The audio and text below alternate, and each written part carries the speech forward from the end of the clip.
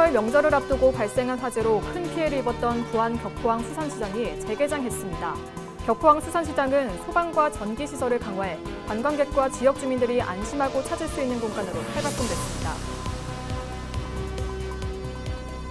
쉬지 않고 간편하게 먹을 수 있는 복숭아를 빠르게 생산할 수 있게 될 전망입니다. 농촌진흥청이 디지털 육종 기술을 도입해 고품질 품종 개발 기간을 단축시키고 있습니다. 김제시의회에서 제명된 유진우 전 시의원이 제명 결정을 취소해달라며 소송을 냈지만 또다시 패소했습니다.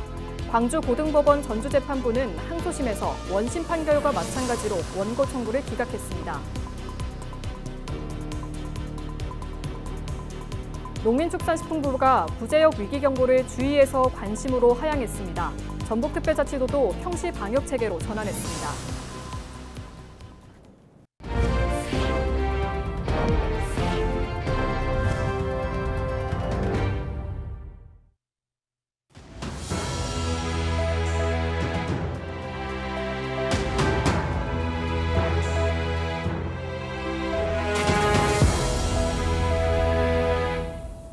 시청자 여러분 안녕하십니까? 헬로티비 뉴스입니다. 화재는 한순간에 삶의 터전을 앗아가지만 사람들은 힘을 모아 꿋꿋이 다시 일어서는데요. 지난 1월 발생한 화재로 문을 닫았던 부안 격포항 수산시장이 9일 재개장식을 열었습니다. 이나라 기자가 다녀왔습니다. 설 대목을 앞두고 까맣게 타버린 부안 격포항 수산시장. 화재 반년 만에 새 단장을 마쳤습니다. 새로 들여온 집기를 닦고 정리하는 상인들의 몸짓에는 활력이 넘칩니다. 너무너무 기대했죠. 그리고 너무 좋고 전부 똑같이 이렇게 수술까지랑 맞추니까 보기도 좋고 너무너무 깔끔해서 좋아요. 시장이 다시 문을 열기 기다렸던 것은 상인뿐만이 아닙니다. 화재 소식을 함께 안타까워했던 단골 손님과 관광객들도 시장을 찾았습니다. 여기 자주 들리는데 이 화재 같은 거 진짜 안타깝게 생각하죠. 깨끗하게 해놓으니까 더 좋고요. 앞으로도 이제 여기는 유명한 곳이니까 앞으로 계속 찾아와야죠. 전북자치도와 부안군은 밧줄이 끊긴 상인들이 버틸 수 있도록 위로금을 지급했고 조기 개장을 서둘렀습니다. 총 20억 원의 예산을 배정해 복구를 시작했는데 전기 배선에서 불이 시작됐던 만큼 전기와 소방 안전시설을 강화했습니다.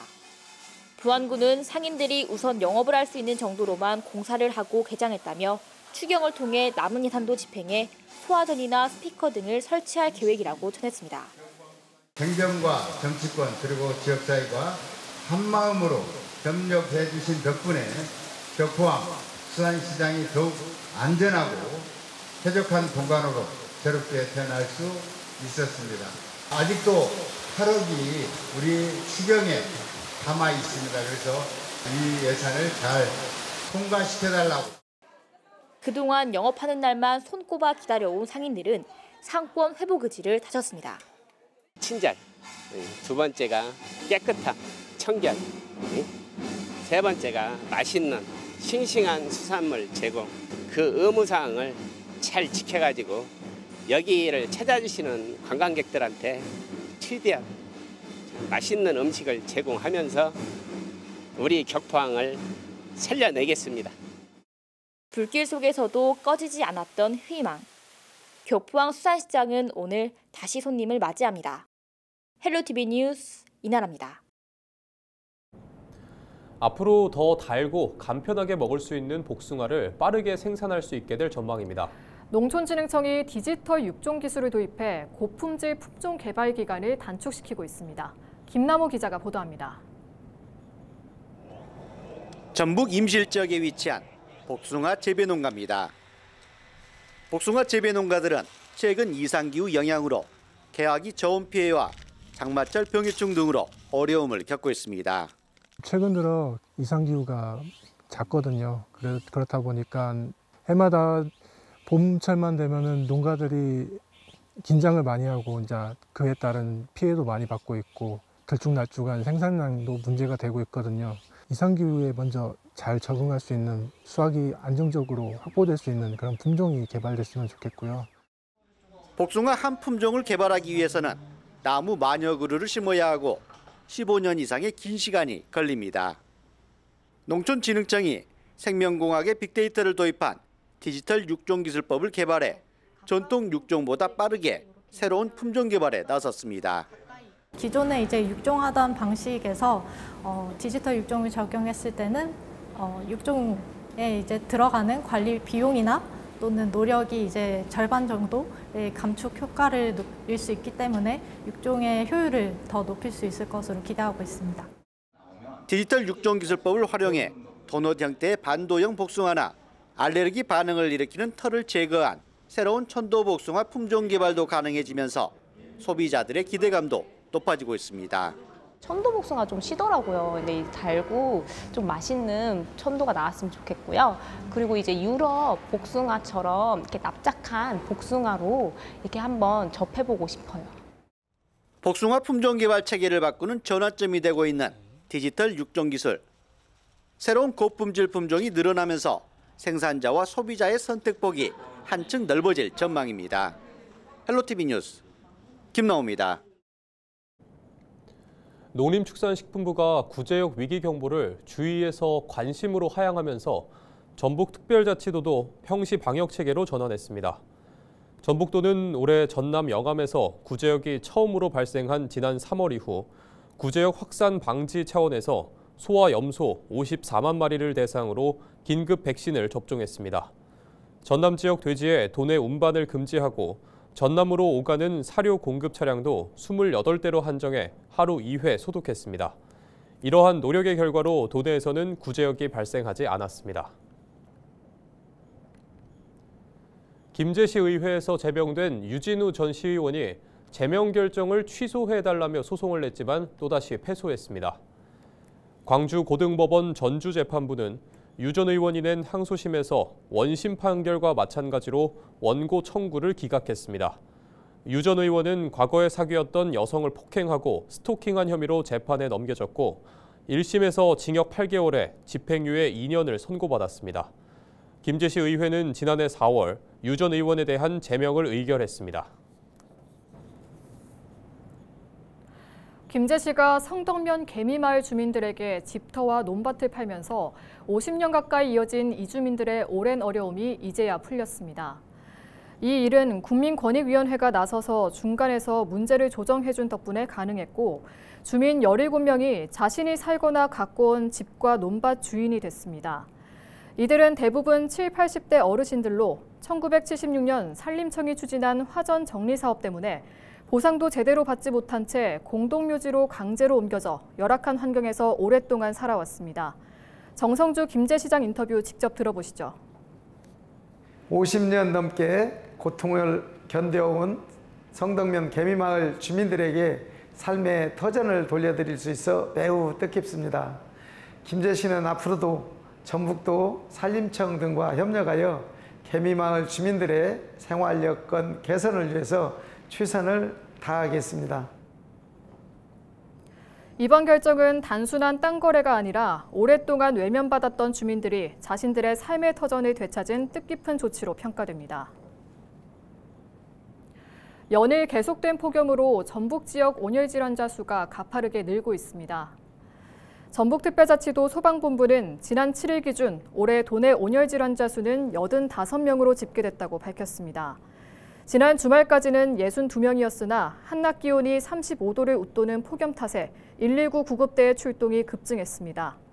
온열 질환 유형은 열 탈진이 44명으로 가장 많고 열 경련 17명, 열 실신, 열사병 각 12명 순입니다. 소방당국은 온열 질환 예방을 위해 규칙적으로 수분을 섭취하고 두통과 근육 경련 등 온열 질환 증세가 나타나면 119로 신고해달라고 당부했습니다.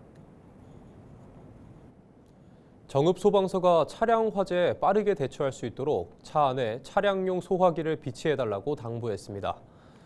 또한 지난해 12월부터는 5인승 이상 모든 차량에 차량용 소화기를 반드시 설치해야 한다며 KFI 인증 마크와 자동차 겸용 표시가 있는 제품을 선택해야 한다고 강조했습니다. 이런 차량용 소화기는 대형마트나 인터넷 쇼핑몰에서 살 수 있습니다. 더불어민주당 박희승 의원은 세관 공무원의 사법경찰권을 확대하는 개정 법률안을 대표 발의했습니다. 개정안에는 세관 공무원에게 형법상 재산범죄에 대한 사법경찰권 부여와 자금세탁범죄 수사 대상에 관련 범죄 추가 등의 내용이 담겼습니다. 박 의원은 무역을 악용한 경제범죄는 경제적 피해뿐만 아니라 대외 신인도까지 낮아지고 있다며 세관의 수사권을 확대해 효율적인 단속이 이루어지도록 해야 한다고 주장했습니다.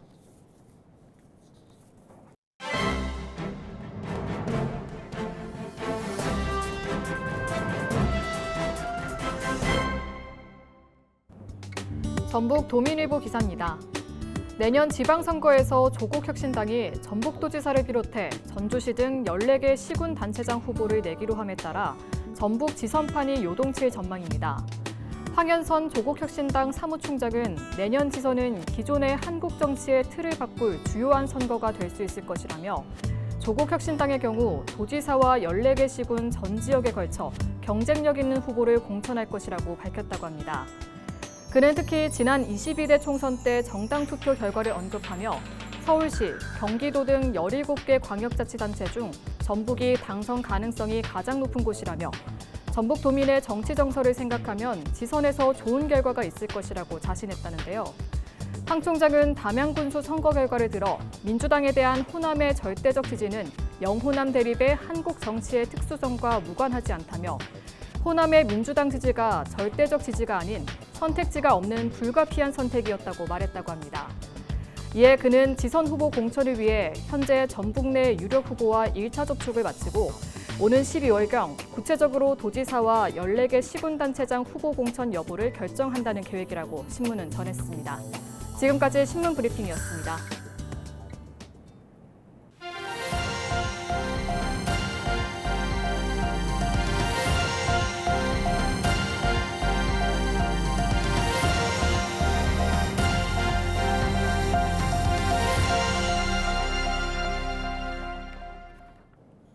임실구는 반려동물과 캠핑할 수 있는 오수의견 국민 여가 캠핑장을 오는 11일 개장합니다. 오수면 오수의견 관광지에 조성된 이 캠핑장은 사이트마다 울타리와 데크, 지붕이 설치됐고 반려동물 전용 산책로와 운동장, 샤워시설 등을 갖췄습니다. 구는 캠핑장이 지역 관광과 반려산업 활성화의 인프라로 자리매김할 것으로 기대했습니다. 이번 캠핑장은 반려동물 동반 입장이 가능한 전국 최고 수준의 국민 여가 캠핑장으로 반려동물과 함께 떠나는 힐링 여행지로 주목받을 것으로 기대합니다. 남원 국제 드론제전 위드 로봇 개최가 100일 앞으로 다가왔습니다.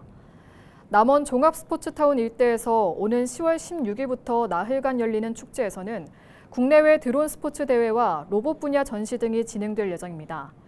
남원시는 광안루원과 같은 주요 관광지에서 축제를 알리는 캠페인을 하고 오는 21일까지 SNS로 참여할 수 있는 증정 행사를 엽니다.